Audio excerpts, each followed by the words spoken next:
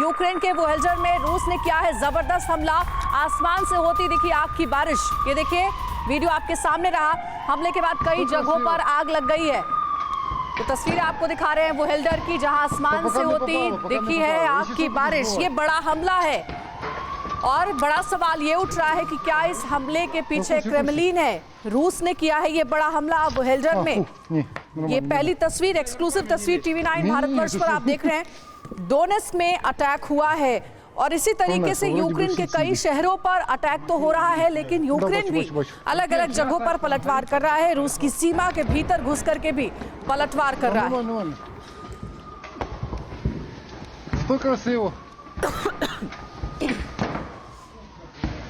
Да пока не попало, пока не попало. Если что, буду сбивать.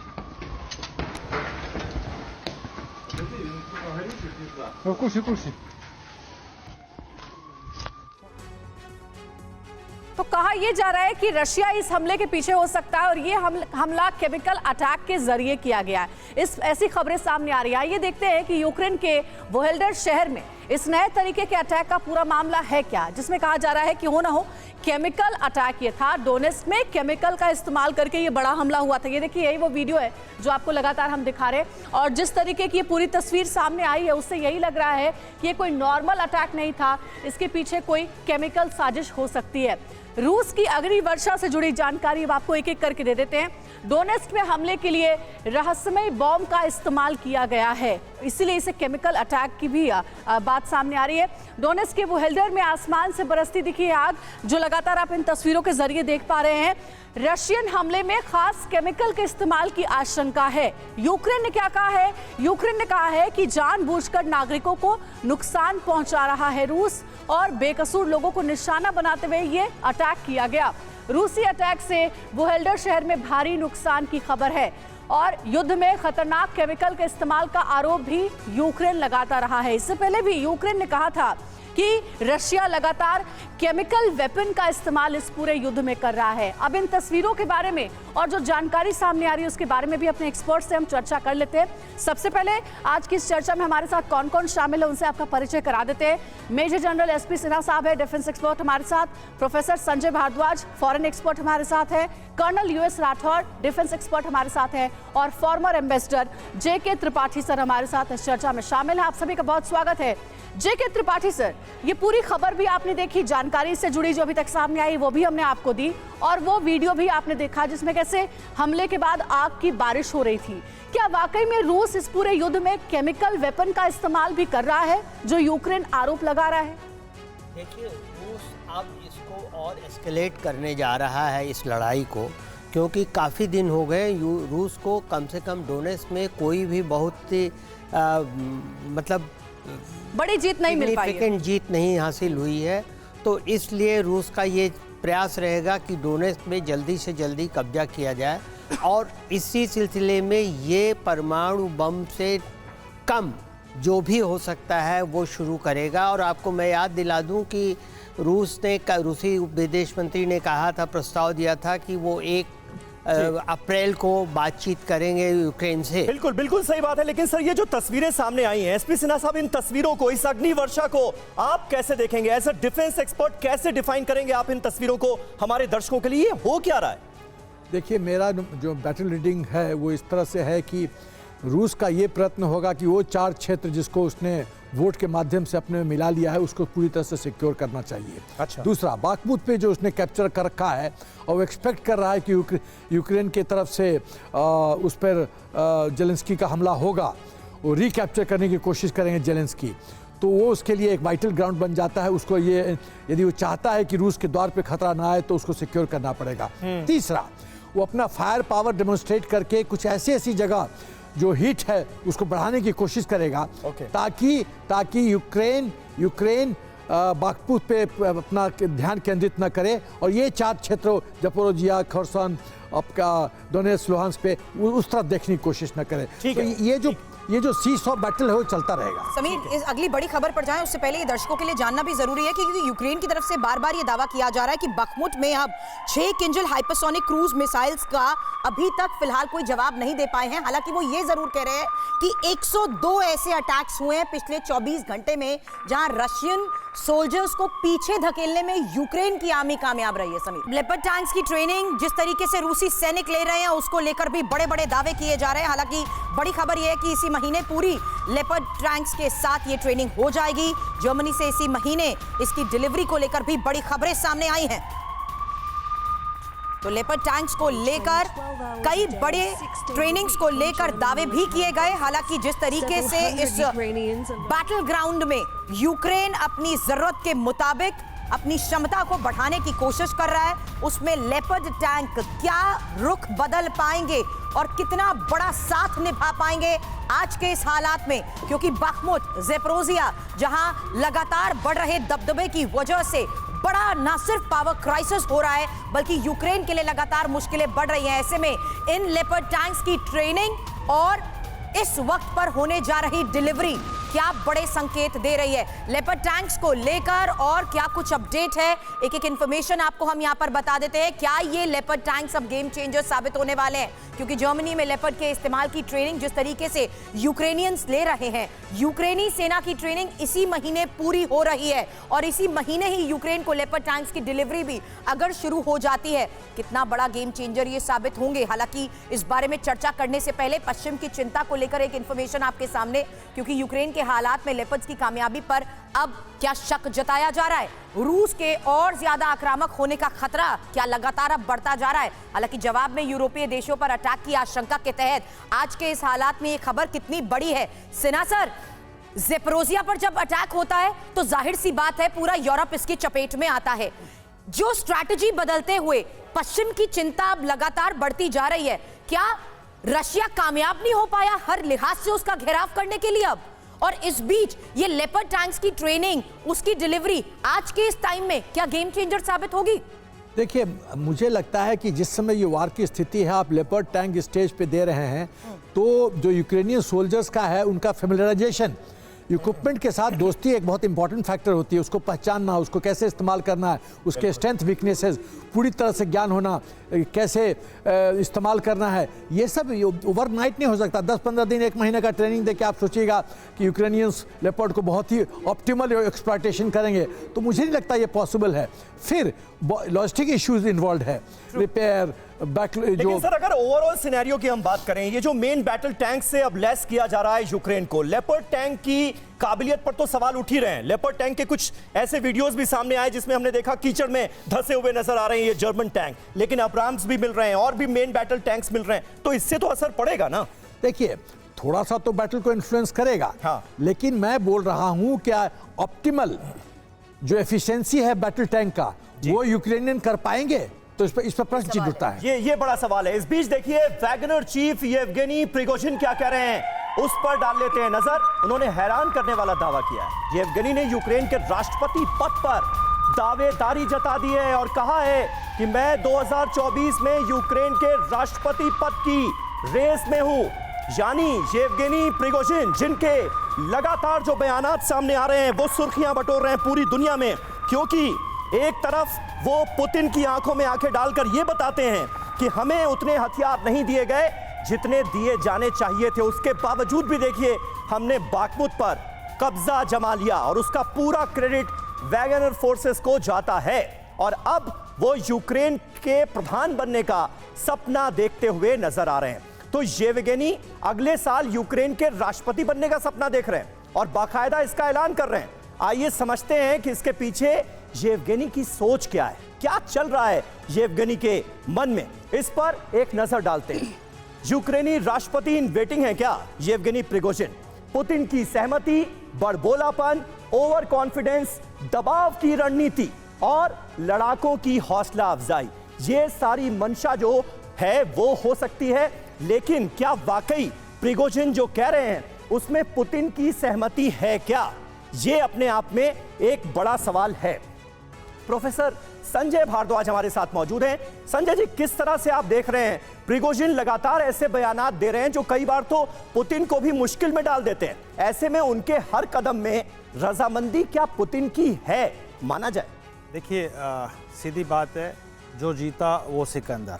अब सवाल ये आ रहा है कि जो लड़ाई हो रही है, खासकर आप बागमुत को देखते हैं तो उसमें येवगेनी और जो इनकी जो सेना है, प्राइवेट सेना बेसिकली, जो 5,000 थी वैगनर, 5,000 से 50,000 होगी, वो दावा कर रहे हैं कि हम विक्ट्री दिला रहे हैं, हम लीड कर रहे हैं, और इससे कॉन्फ्लिक्ट जनरेट हो रहा है रेगुलर आर्मी और वैगनर के बीच में। तो ये बात मान के चलिए कि हीरो कौन है। जैसे कि आप श्रीलंका में आप देखेंगे कि जो फोनसेका को हीरो बनाया गया क्योंकि उन्होंने युद्ध में विक्ट्री दिलाई। तो यहाँ पे जो यूक्रेन में विक्ट्री दिलाएगा, अगर उसमें येवगेनी विक्ट्री दिलाता है, निश्चित रूप से एक दावा उनका बनता है। लेकिन बात सिर्फ इतने पर ही खत्म नहीं होती है सर। येवगेनी प्रिगोजिन तो ये कह रहे हैं कि मेरी वजह से युद्ध तो जीतेगा ही रूस। साथ ही साथ विरोधाभास, मतभेद की खबरें भी सामने आ रही है कि पुतिन के साथ कोऑर्डिनेशन नहीं बन पा रहा है इस पूरे वॉर में। पुतिन के साथ कॉन्फ्लिक्ट नहीं है, बाकी जो उनके जो आर्मी डिफेंस मिनिस्टर और आर्मी चीफ है, उनके साथ में येवगेनी और वैगनर का कॉन्फ्लिक्ट है कि वो आर्म्स नहीं समय पे पहुंचे। लेकिन सर ये जो कॉन्फ्लिक्ट है और जो क्रेडिट की होड़ है, ये रूस पर भारी ना पड़ जाए, इस पर भी हम बात करेंगे। लेकिन देखिए, इस बीच एक और बड़ी खबर, बाखमुट की जंग में पिछले 24 घंटे में भारी तबाही हुई है।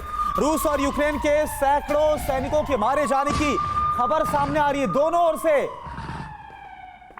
लगातार जो दावे हैं बढ़ चढ़कर सामने आ रहे हैं। अगर यूक्रेन यह दावा कर रहा है कि देखिए हम पूरी तरह से हटे नहीं हैं, पूरी तरह से अभी यूक्रेनी सैनिक यहां से गए नहीं हैं और लगातार वो इस कोशिश में है ताकि रूस को नुकसान पहुंचाया जा सके, वैगनर आर्मी जो वहां पर लड़ रही है उसको नुकसान पहुंचाया जा सके, बाखमुट के फ्रंट में कोई यूटर्न लाया जा सके, तो बढ़ चढ़कर दावे निकलकर सामने आ रहे। और पिछले 24 घंटे में क्या हुआ यह हमने आपको बताया। अब आइए, ये जो ब्रेकिंग न्यूज हमने आपको बताई है, डिटेल में समझ लेते हैं कि बाखमुट से पिछले 24 घंटे में क्या बड़ी खबर सामने आ रही है। बिग वॉल के जरिए आप देखिए कैसे पिछले 24 घंटे में बाखमुट में कत्लेआम मचा है। 24 घंटे में 500 से अधिक सैनिक मारे गए, इस बात का दावा किया जा रहा है। अब रूस का दावा क्या है और काउंटर में यूक्रेन का दावा क्या है, आप देखिए। डोनेस्क में 210 यूक्रेनी सैनिकों की मौत हुई है, तो यूक्रेन दावा कर रहा है कि 221 रशियन सैनिकों की मौत हुई है और 300 घायल हुए, यानी कि ज्यादा रूस को नुकसान पहुंचा, यूक्रेन दावा कर रहा है। अब खास बात क्या है, रूस ने बाखमुट का जिक्र नहीं किया, बल्कि पूरे डोनेस्क की जो बात है वो अपने दावे में कही गई है। दोनों देशों ने यह माना है कि बाखमुट में उन्हें सबसे ज्यादा तबाही झेलनी पड़ी है, यह बात दोनों मान रहे हैं। और क्या खास बात है, कभी 70,000 की आबादी वाला यह पूरा बाखमुट शहर था, लेकिन आज यह खंडहर में तब्दील हो चुका है। बमुश्किल यहां पर आपको कोई नजर आएगा। यूएस राठौर सर, ये जो दावे हैं वो तस्वीरें तो हम देख रहे हैं किस तरह से आज बाखमुट वीरान हो गया है और कब्रिस्तान में तब्दील हो चुका है। चारों तरफ सिर्फ खंडर ही खंडर नजर आ रहा है। लेकिन इन तमाम दावों के बीच, क्योंकि यूक्रेन इस बात का भी दावा कर रहा है कि हम अगर काउंटर अटैक कर रहे हैं तो यूटर्न का भी दम रखते हैं, क्या इन दावों में और इन बातों में आपको यकीन हो रहा है? देखिए, बाखमुत आज पूरी तरीके से घिर गया है। पूरे पूर्वी इलाका जो है बखमुतिया रिवर के पूर्वी छोर पे वैगनर आर्मी का कब्जा है। रशियन आर्मी ने वेस्ट तरफ से कब्जा किया, सिर्फ साउथ वेस्ट से यूक्रेनी फोर्स अंदर आई है। ये जो कैजुअल्टीज़ हो रही हैं वो इसलिए हो रही हैं कि अब स्टैंड ऑफ की जगह नहीं बची है। कहीं कहीं पर दुश्मन की सेना सिर्फ 800-500 मीटर दूर है, और आपने दिखाया भी था कि जो स्नाइपर्स हैं वो बहुत ज़्यादा हेवी टोल ले रहे हैं। तो इसलिए अभी जो युद्ध वहाँ होगा बिल्टअप एरिया में होगा, और इस बिल्टअप एरिया के पास चूंकि दोनों फोर्सेस बहुत नज़दीक होंगी, इसके अंदर में कैजुअल्टीज बढ़ेंगी और वो बढ़ रही हैं। ठीक है सर, तो ये आपका एनालिसिस है। देखिए, इस बीच एक और अहम खबर है, रशियन एयरक्राफ्ट पर नजर रख रहे हैं। यूक्रेनी एंटी एयरक्राफ्ट सर्चलाइट के साथ आए नजर। ड्रोन को स्पॉट करने में मददगार है ये सर्चलाइट। और ये देखिए, जो तस्वीर आप देख रहे हैं, दरअसल यूक्रेनी इसी सर्चलाइट के सहारे ड्रोन का पता लगाते हैं कि आसमान में ड्रोन की एक्टिविटी है या नहीं, और अगर कोई ड्रोन नजर आता है रूस की तरफ से तो उसे फौरन मार गिराया जाता है। ये नया वीडियो आप देख रहे हैं TV9 भारतवर्ष पर। सर्चलाइट की मदद युद्ध में ली जा रही है यूक्रेन की ओर से।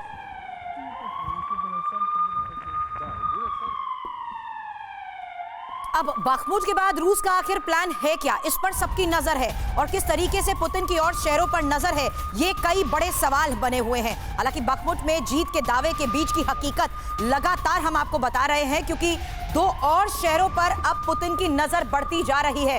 हालांकि बखमुत पर कब्जे की इस लड़ाई में जिस तरीके से यूक्रेन की तरफ से दावा किया जा रहा है, थोड़ी देर पहले हमने आपको लेटेस्ट इनपुट दिया जहां हम अभी तक यूक्रेन की तरफ से किए गए दावे के आधार पर यह चर्चा कर रहे थे कि किस तरीके से 6 बार किंजल मिसाइल से बखमुत पर रशिया की तरफ से अटैक किया गया और यूक्रेन डिफेंस की तरफ से यह दावा किया जा रहा है कि पिछले 24 घंटे में 102 हमलों को यूक्रेन की सेना ने नाकाम कर दिया है बखमुत में। अब बखमुत की अहमियत समझिए, जहां पर कब्जे की इस जंग और इस लड़ाई में हालात किस कदर बिगड़ चुके हैं। समझना जरूरी है कि बखमुत के बाद अब रशिया का एक्शन प्लान किस आधार पर आगे बढ़ रहा है और पुतिन के सामने क्या इस प्लान के मुताबिक भी दिक्कतें आ सकती हैं। इंफॉर्मेशन वॉल पर सबसे पहले डिटेल आपके सामने, हालांकि ये पूरा मैप भी हम आपको यहां पर दिखा रहे हैं किस तरीके से ये एक सेंसिटिव जोन बना हुआ है और क्रूशियल लोकेशंस हैं जहां पर बखमुत से पश्चिम की तरफ रूसी सेना की बढ़त होती जा रही है और इसके लिए अब T-0504 हाईवे का भी इस्तेमाल संभव है। हालांकि आगे टारगेट पर यूक्रेन के 2 शहर बताए जा रहे हैं जिसमें क्रेमेनोत्स्क और स्लोवांस्क सबसे ज्यादा इंपॉर्टेंट क्यों है। क्या बखमुत के बाद इस तरफ बढ़ना इनके लिए और ज्यादा आसान हो जाएगा, क्योंकि स्लोवांस्क और इसके साथ साथ कोवित्स्यांकोवा का भी एक इलाका यहां पर बताया जा रहा है। हालांकि क्रेमेनोत्स्क को लेकर और स्लोवांस्क को लेकर क्या योजना अब रशिया की तरफ से बनाई जा रही है और उसके तहत पुतिन की परेशानी का ये जिक्र हम यहां पर क्यों कर रहे हैं, चर्चा करने से पहले जान लीजिए, क्योंकि ये 2 ऐसे शहर हैं जहां पर यूक्रेन ने सैन्य किलेबंदी पहले से ही कर रखी है और बखमुत की इस जंग में रूस ने 30,000 सैनिक खो भी दिए हैं। हालांकि इस हालात में यूक्रेन फोर्सेस की इस किलेबंदी के बीच क्या भारद्वाज सर संभव हो पाएगा रशिया के लिए ये कहना कि अब वो यहां पर दावे के लिए पूरी तरीके से तैयार है। बखमुत के साथ साथ इन 2 मुख्य शहरों का भी यहां पर मैं जिक्र इसलिए कर रही हूं क्योंकि ये इंफॉर्मेशन हमने बताई कि कैसे यूक्रेन सैनिकों की तरफ से यहां पर पहले ही किलेबंदी की जा चुकी है। भारद्वाज सर जी देखिए, पहली बात साफ है कि जो डोनबास रीजन है इस पर रशिया पूरा कंट्रोल करना चाह रहा है। उसमें अभी ईस्ट में पहुंचे हैं रिवर के, अब वेस्ट में जाने का प्रयास किया जा रहा है। दूसरी बात कि जो रीजन है, जैसे आप डोनेस्क है या वोल्दार है, ये डोनबास रीजन से लगा हुआ है। तो दूसरा टारगेट होगा कि पूरा डोनबास रीजन का जो पेरीफेरी है उसको उसके जो रीजन शहर है उन पे भी कब्जा किया जाए। इसके बाद 2 जो चैलेंज आ रहा है जो मैं देख रहा हूँ इसमें, एक खार्किव और दूसरा आप खैरसोन और खार्किव जो दोनों पहले रशिया के कंट्रोल में थे, अब वापस से, क्योंकि अभी यूक्रेनियन वहां पे कंट्रोल है, तो वापस से सर बहुत क्विक शायद से राठौर सर आप कुछ इसमें ऐड करना चाहते हैं। देखिए, बखमुत के बाद जो रशिया का टारगेट होगा वो होगा क्रेमेटोर्स्क और स्लोवांस्क। क्रेमेटोर्स्क और स्लोवांस्क ट्विन सिटीज हैं, सिर्फ 15 किलोमीटर का फर्क है दोनों में, लेकिन वहां तक पहुंचना उनके लिए मुश्किल होगा। बखमुत से क्रेमेटोर्स्क की दूरी कम से कम 55 किलोमीटर है। इसके साथ में आपने ये भी देखना चाहिए कि क्रेमिना में क्या हो रहा है। क्रेमिना में भी वो वेस्ट की तरफ बढ़ रही है रशियन आर्मी, और उसी समय मैं समझता हूं कि मिड अप्रैल में रशिया का काउंटर ऑफेंसिव आएगा और तब ये क्रेमेटोर्स्क और स्लोवांस्क को घेरेंगे। ठीक है, तो ये इस तरह से जो रशिया का ऑपरेशन है वो वॉर जोन में आगे बढ़ता हुआ नजर आ रहा है बाखमुत के बाद। रूस के लिए आसान नहीं होगा बाखमुत से और आगे बढ़ना। बाखमुत जीत के बाद भी रूस के सामने कई चुनौतियां हैं। अमेरिकी think tank study of war की तरफ से ये बड़ा दावा किया गया है बाखमुत को लेकर।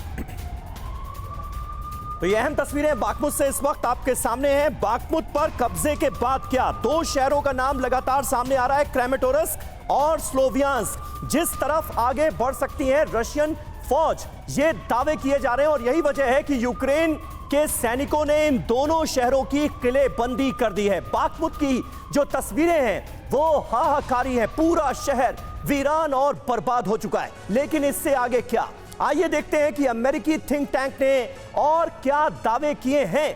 बाखमुत के बाद मुश्किल राह का दावा क्यों किया जा रहा है? अभी तो राह आसान लग रही है बाखमुत में रशिया की। स्टडी ऑफ वॉर का दावा क्या है? रशियन फोर्स और वैगनर ने बाखमुत में महीनों लंबी लड़ाई लड़ी है और ये हमने देखा भी है। रूस भले ही बाखमुत जीत ले, लेकिन उसे इस फाइट में भारी नुकसान हुआ है। यह भी स्टडी में निकलकर सामने आया। इतने भारी नुकसान के बाद रूस के लिए अगला बड़ा ऑपरेशन आसान नहीं होगा, यह कहा जा रहा है। आगे बढ़ने से पहले रूस को यूक्रेनी काउंटर अटैक से भी निपटना होगा।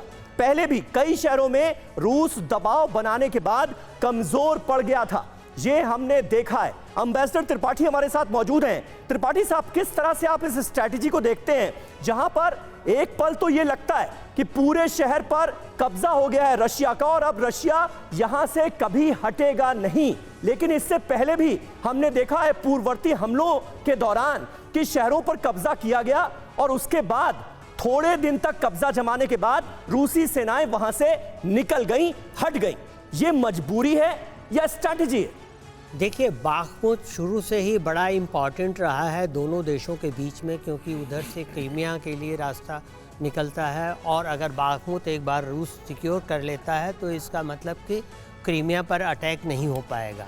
अब रही बात ये कि ये बाखमुत के आगे क्या होगा, तो भले ही स्टडी ऑफ वॉर या जो भी NGOs हैं या थिंक टैंक हैं वो ये कहते रहे कि इसकी कोई इम्पॉर्टेंस नहीं है, लेकिन शुरू में लोगों ने ये कहा कि बाखमुत, दोनों पक्षों ने कहा कि बाखमुत बहुत इम्पॉर्टेंट है। और अब चूंकि बाखमुत पे रूस का कब्जा होता जा रहा है, इसलिए यूक्रेनी सेना ये कहेगी कि नहीं वो इम्पॉर्टेंट नहीं, हमारे लिए तो दूसरे और भी सिटीज़ इम्पॉर्टेंट हैं। और इसके साथ एक चीज़ और मैं कहना चाहूँगा कि वैगनर के चीफ ने ये दावा किया है कि रूस के 40 शहरों में उनकी रिक्रूटमेंट ड्राइव चल रही है वैगनर आर्मी के लिए। ठीक है राठौर साहब, जल्दी से एक पॉइंट, जो सवाल था कि ये स्ट्रैटेजी आखिर किस तरह की आपको नजर आ रही है रशिया की, जहां पर एक तरफ कब्जा किया जाता है, उसके कुछ दिनों के बाद रूसी सेनाएं वहां से पीछे हट जाती हैं, तो मंशा क्या है? देखिए, जो अभी आपने ये न्यूज़ बताई, इंस्टीट्यूट ऑफ वॉर जो है ये एक वेस्टर्न प्रोपेगेंडा है कि रशिया की जीत को अंडर प्ले करना, अच्छा, यूक्रेनी सेना की जीत को हाईलाइट करना। रशिया अगर बाखमुत पकड़ता है तो वो इनकॉन्सिक्वेंशियल है, ऐसी बात नहीं है। बाखमुत को पकड़ना रशिया की मजबूरी थी और मजबूरी सबसे बड़ी ये थी कि उन्होंने उसको डोनेट्स कैपिटल सिटी जो है उसको डेप्थ देनी है। अगर बाखमुत नहीं पकड़ते हैं तो डोनेट्स के ऊपर खतरा आता है। बाखमुत एक लॉन्च पैड बनेगा जहां से रशिया वेस्टवर्ड जाएगा, जैसे हमने पहले डिस्कस किया, क्रेमाटोर्स्क, स्लोवियांस्क में जाएंगे। बात दूसरी है कि यूक्रेन का पहले वीक में, अप्रैल के पहले वीक में काउंटर ऑफेंसिव आ सकता है और रशिया के लिए एक सरदर्द साबित होगा। लेकिन सर, बखमुत को लेकर बड़े लॉसेस यूक्रेन के साथ साथ रशिया ने भी यहाँ पर फेस अप किए हैं, ये एक बड़ी हकीकत है और उसी आधार पर दावे भी किए जा रहे हैं कि कब्जे के तहत रशिया की इस मंशा को नाकाम करने में अभी तक यूक्रेनी सैनिक कामयाब होते हुए नजर आ रहे हैं। मैं इसलिए भी कह रही हूँ सर, चर्चा करने से पहले एक और बड़ी खबर, क्योंकि यहाँ पर देखिए बखमुत में अब यूक्रेनी फोर्स ने एक पुल को भी उड़ा दिया है और वैगनर को पश्चिमी हिस्से में आने से रोकने के लिए जिस तरीके से इस पुल को उड़ाया गया है, पूर्वी हिस्से पर काबिज वैगनर के लिए क्या ये एक बड़ी चुनौती बन गया है? इस पर चर्चा करने से पहले ये बता दें कि किस तरीके से यूक्रेनियंस ने बखमुत नदी पर बने पुल को उड़ाना ये जरूरी क्यों समझा है, क्योंकि एक स्ट्रैटेजिकल मूव है। क्या ये इस पूरे एरिया को कनेक्ट करते हुए पुल को उड़ाने का बड़ा फैसला लिया गया है? क्योंकि बड़े दावे यहां पर बखमुत के लिहाज से यूक्रेनी फोर्सेस की तरफ से भी किए जा रहे हैं, जिसको लेकर बार बार ये दोहराया गया है कि यहां पर कब्जे की इस लड़ाई में वो किसी भी हालात में पुतिन को गवर्न नहीं करने देंगे। और ना जाने कितने ही बार रूस की ओर से भी ये दावा किया गया है कि बखमुत को उसने अपने कब्जे में ले लिया है, लेकिन हकीकत क्या वाकई कुछ और है, अलग है? समझिए सबसे पहले, क्योंकि बखमुत से जुड़े लगातार अपडेट को लेकर चर्चा करने से पहले ये इंफॉर्मेशन आपके सामने, जहां बखमुत के पूर्वी हिस्से पर वैगनर ने कई दिनों से कब्जा कर रखा है और बखमुत के ही पश्चिमी हिस्से में अभी भी यूक्रेनियन फोर्स की मौजूदगी भी बताई जा रही है। इस बीच यहां मौजूद बखमुत नदी पर बने पुल को यूक्रेनी फोर्सेस ने जिस तरीके से इस वक्त उड़ाने का फैसला लिया है, क्या वो एक बड़ा स्ट्रैटेजिकल मूव है? क्योंकि यूक्रेनी सेना शहर के पश्चिमी हिस्से से किलेनोवा बिल्डिंग से लगातार यहां पर हमले बोल रही है और यही एक बड़ी वजह बताया जा रहा है कि वैगनर पश्चिम की ओर से आगे नहीं बढ़ पा रहे हैं। अब पुल को उड़ा देने से वैगनर के लिए टास्क क्या और ज्यादा मुश्किल हो गया है? ये बड़ा सवाल यहां पर बना हुआ है। राठौर सर, इसी को लेकर आप एड ऑन जरूर करिएगा, क्योंकि इस पूरे रीजन की जिस लिहाज से हम चर्चा कर रहे हैं, बखमुट सबसे ज्यादा सेंसिटिव जोन बना हुआ है, जहां पर हम अभी तक ये मान रहे थे कि रशिया पूरे तरीके से कब्जे के पहुंच पर आ चुका है, उस लेवल तक आ चुका है जहां वो कभी भी ये डिक्लेयर कर सकता है। लेकिन अब तो यूक्रेनी फोर्सेस ने हालात बदल दिए, वैगनर्स तक को बड़ी चुनौती यहां पर यूक्रेनी फोर्सेस ने दे दी। देखिए, बखमुत में यूक्रेनी सेना अभी एक लूजिंग बैटल लड़ रही है। उनका उद्देश्य ये है कि ज़्यादा से ज़्यादा रशियन आर्मी को कैजुअल्टी पहुंचाना और उनको डिले करना। अगर मैं इस तरीके से समझाऊं कि बखमुत को आप एक पूरा सर्किल मान लें, तो 1/4 जो हिस्सा है वेस्ट का, साउथ वेस्ट का, वो यूक्रेनी सेना के पास है, इन द सेंस जहां से वो आ जा रहे हैं। बाकी 3/4 जो है वहां पर रशिया ने या तो कब्जा कर लिया है या ठीक है सर, यानी कि आप कह रहे हैं कि रशिया ने ऑलमोस्ट कब्जा कर लिया है बखमुट पे। फिलहाल जो सिचुएशन है उससे यही समझ में आ रहा है। सिन्हा सर, आऊंगी आपके पास इस ब्रेकिंग न्यूज के पास। बखमुट में रूस और यूक्रेन के बीच भीषण जंग जारी है। बखमुट को बचाने के लिए यूक्रेनी सेना का पलटवार भी चल रहा है। कई जगह पर रूसी सेना ने किया है जोरदार हमला, और हमले की तस्वीरें लगातार हम दिखा रहे हैं। देखिए, नया वीडियो है। सिन्हा सर, कहा यह जा रहा है कि अगर बखमुट पर कब्जा हो जाएगा तो फिर क्रीमिया पर अटैक करने में जो साजिश चल रही थी ज़ेलेंस्की की, जो बार बार वो बयान दे रहे थे, वो नाकामयाब हो जाएगा। बखमुट की सिचुएशन क्या लग रही है? वैगनर चीफ ही दिलाएगी बखमुट पर कब्जे की जीत? मेरा ख्याल है वैगनर ग्रुप सफल हो जाना चाहिए, ये मेरा अनुमान है, पहली बात। दूसरी बात, जो लड़ाई में अंजलि मैं ये कहना चाहता हूँ कि 2 ऑप्शंस होता है कि जो क्षेत्र आपने जीता उसको कंसोलिडेट करो, उसको सुरक्षित करो कि वापस दुश्मन के पास न जाए, एक स्ट्रैटेजी ये है। तो उसके लिए हम लोग को आर्मी में सिखाया जाता है कंसोलिडेट योर गेन्स।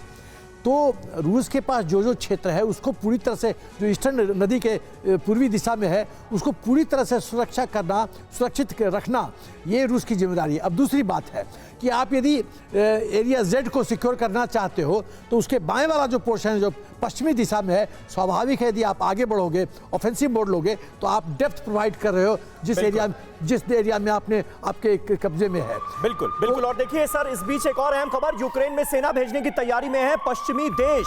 हंगरी के प्रधानमंत्री का सनसनीखेज बयान इसे लेकर सामने आया है।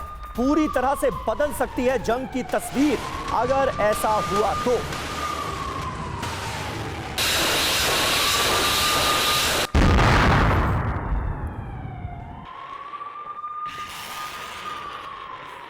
तो यूक्रेन में सेना उतारने की तैयारी में है वेस्टर्न कंट्रीज और हंगरी के प्राइम मिनिस्टर इसे लेकर क्या कहने की कोशिश कर रहे हैं, देखते हैं। हंगरी के प्रधानमंत्री ने विश्व युद्ध के खतरे को लेकर और क्या बातें कही हैं, देखिए। यूक्रेन जाएगी पश्चिमी सेना, पश्चिमी देशों की सेना लोकल वॉर के वर्ल्ड वॉर में बदलने की इसके बाद पूरी आशंका है। दुनिया कभी भी लोकल वॉर के वर्ल्ड वॉर में तब्दील होने के इतने करीब नहीं रही। हर दिन के साथ वर्ल्ड वॉर का खतरा बढ़ता हुआ हम देख रहे हैं। वो कहते हैं, मेरी राय में पश्चिमी सेना कभी भी बॉर्डर क्रॉस कर सकती है।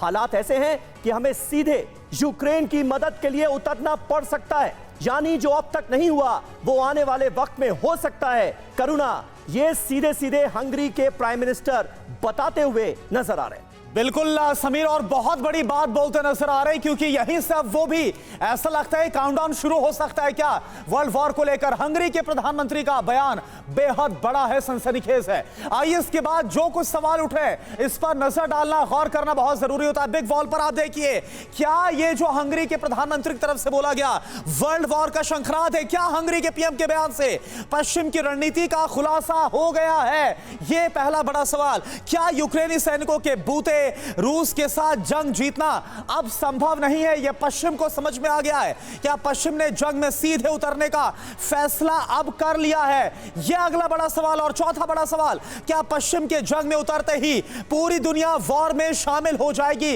यह वो सवाल है जिसको लेकर यह दुनिया दहशत में भी आ सकती है।